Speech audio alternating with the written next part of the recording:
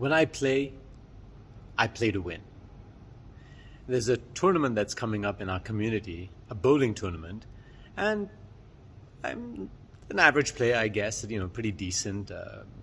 Max score is 300. I think that's when you get all strikes or something. And I usually get about 120, 130, maybe 140 on a good day. But like I said, when I play to win. Now, that doesn't mean that I'm a sore loser or I don't like losing. Of course, it's not that great, but hey, at least I know I tried my best. And that's what matters. But if I want to try my best, and in this particular case, this tournament is I'm put in a team. I'm one of 10 people, and our team has to win. So it's not just about my performance, it's about the team's performance. And I don't want to let them down. So I said, Saahil, let's not be unpredictable and go with your style of bowling, whatever that is. Because here's the thing, the more I practice, and if my methods are incorrect, those methods just get amplified and I just go further and further away from being a better player. So I started doing my research and I found this amazing coach, right?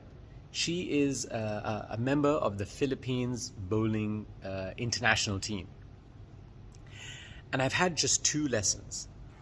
In those 2 lessons, I've corrected my run-up to bowl, how I hold the ball, how I where my hand ends up once I let go of the ball, the mindset, the cleaning of the ball, had the kind of that meditative the meditative routine before you start, and just so you get in the zone. And I'm just thinking, wow, that's amazing.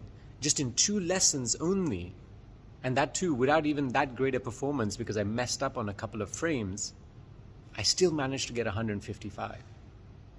And that got me thinking, Saahil, if you're playing to win, and again, win doesn't mean that you can't lose. Win means you want to succeed. You want to grab those opportunities out there. If I'm playing to win, what other areas of my life could I improve on by getting the right coach? Food for thought.